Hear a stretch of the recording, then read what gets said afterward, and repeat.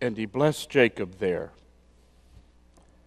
And Jacob called the name of the place Peniel, because I've seen God face to face, and my life has been saved.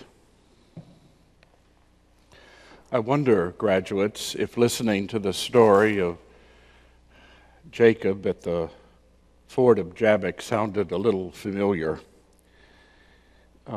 Not so much the 2 wives and the 2 women servants or the 11 children, but going to a place that you were not sure about, being alone more than once while you were there, wrestling through a restless night, struggling with strangers, wanting to meet God, and being scared to death that you might. Given some of your experience these past several years at Beeson, you might have thought that this story is about Jacob going to seminary. It's not, of course, and you know that because you have gone to seminary. And you know, you've learned that a text like this means some things, doesn't mean others. And what it never means is what the preacher happens to want it to mean at the time he's preaching.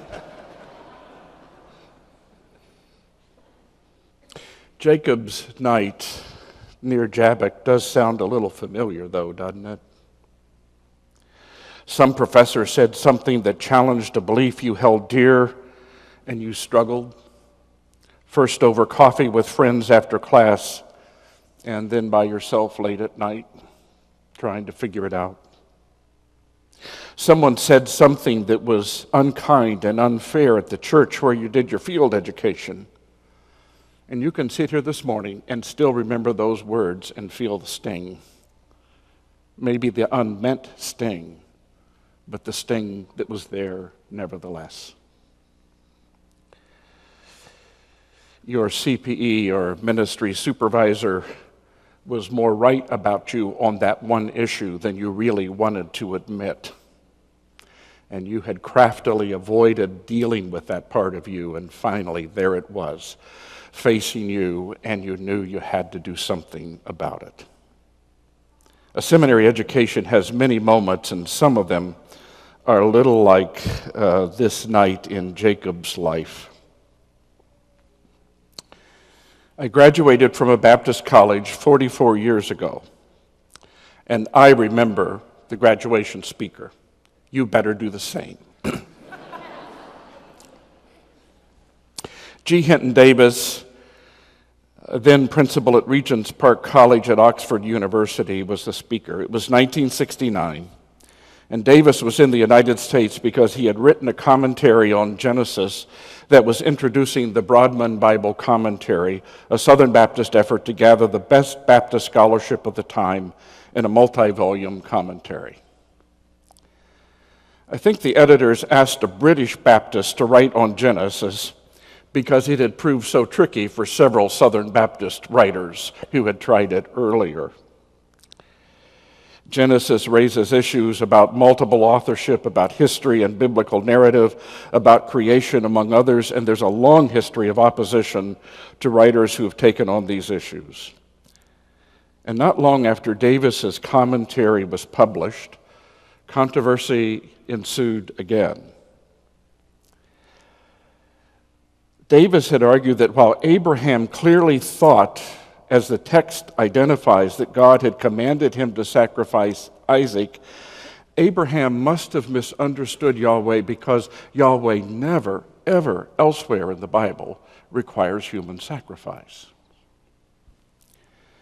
Well, this interpretation created sufficient fury that the volume was withdrawn from publication. After the original volume 1 was withdrawn, someone obtained a copy from me from a small stash that had been secreted at some warehouse somewhere in Nashville. To my knowledge, it is the only truly banned book that I own. And at the risk of ruining your seminary education at this very last act, I'm going to talk to you from a banned book. Davis writes something very instructive for us on a day like this. The book of Genesis, he wrote, is a book of persons and a book of blessings. He goes on to say people and blessings belong together. Isn't that interesting? The book in the Bible that's often been used by American Christians to wound one another over the past century is, at its most theological root, a book about whom God blesses and how those blessings nourish the human family. The text that was read today doesn't give us much of a clue as to why Jacob stayed apart by himself after he has helped his family cross the ford at the Jabbok. We know that he was on a journey that would take him back to his homeland, where he'd come face to face with Esau, his estranged brother, the one whom he had tricked out of his blessing. The text is silent, however, about why Jacob left his family and crossed the ford. Maybe Jacob's reasons were similar to some of yours for coming to divinity school. Maybe he sensed some call of God that he had to follow. We don't know. The text is clearly silent. Maybe he was getting ready to confront his past and find his future, and he needed to steal away to ready himself. What we know from the text is that it was a long and difficult night. Jacob encountered a man whose identity was unknown, and he ended up wrestling with him until daybreak. Jacob seemed to be winning, and when the man saw he couldn't defeat Jacob, he grabbed Jacob's thigh and tore a muscle in the thigh as he wrestled with him. It's such an interesting struggle to me.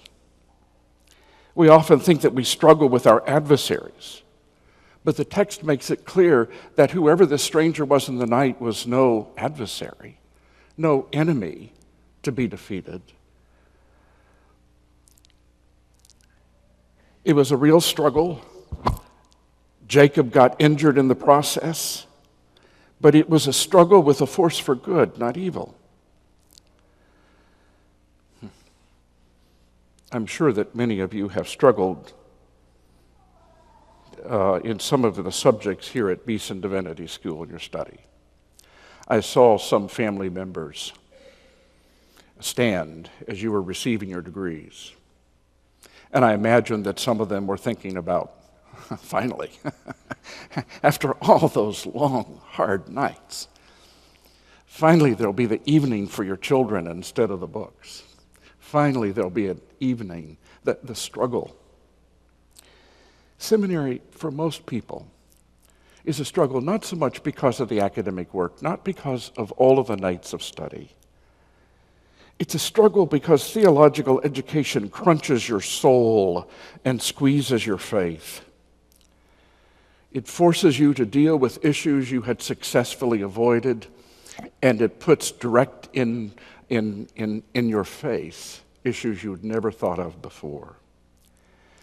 Theological study, if you have taken it seriously, causes struggles, and Jacob's night at Peniel teaches us that struggle is often the path to something good.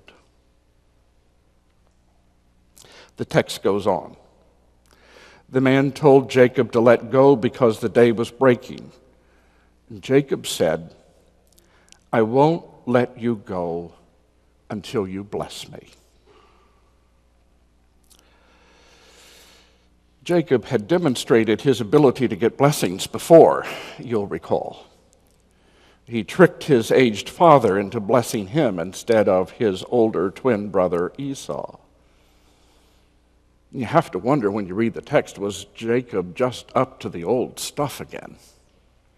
He had the advantage. He was winning. I'll let you get out of here if you bless me. Taking care of number one more time. But then I wonder, is seeking a blessing something that faithful people should avoid? Would you dare come to seminary or go to a church on Sunday morning in order to seek a blessing? Would it be unfaithful, inappropriate as a form of servant leadership and service and ministry to actually long for a blessing?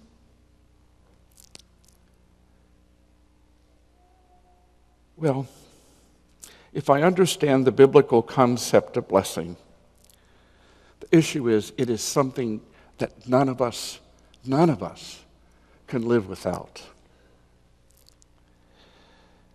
You need God's blessing to make it through the day, let alone the night. Human beings cannot live apart from the grace and the goodwill that God extends to us. You have as much chance of getting through the day without God's blessing as you do without air to breathe. Blessings are not some extra credit thing that God hands out because God's in a good mood or you've done exceptionally well. God's blessings are at the very resource and necessity for our lives of ministry and our lives of service as Christian people. If God's blessing is necessary for life itself, it can't be religiously offensive to ask for one, can it? Where the religious problem comes is not wanting a blessing. It's in the kind of blessings we sometimes want.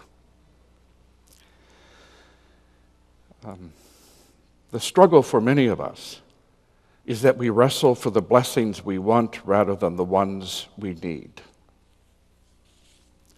Well, what blessing would you like to take away from these years at Beeson School of Divinity? One of the prominent blessings in Genesis is material wealth. I wonder if at part of this night that's what Jacob thought he might get at Jabbok. He was already wealthy, but you know how it goes. There's really, truly never enough. And wealth itself is certainly not evil. Throughout the Old Testament in particular, it is understood as a blessing of God. It would not be wrong to want material wealth. However, I regret to tell you at this late date in your education that you may not have chosen the right degree if material wealth is what you're most interested in. Samford University also offers an MBA. You may want to do some checking out right after this service. Wisdom is another kind of blessing that Genesis talks about a lot.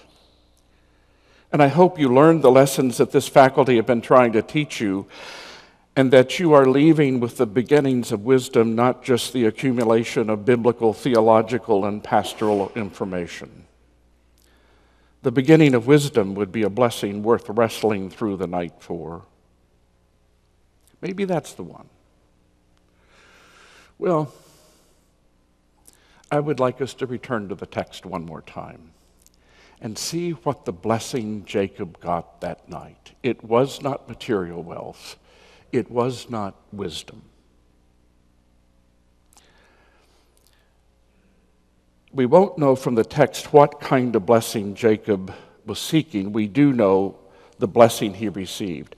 After Jacob told the stranger his name, the man said, "Your name won't be Jacob any longer, but Israel, because you struggled with God and with men and won."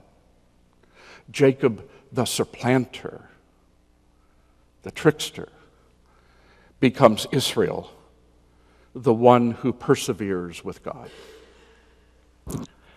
You know from your introduction to the Old Testament class that in ancient Hebrew language and culture, a name and personal identity were all but the same thing.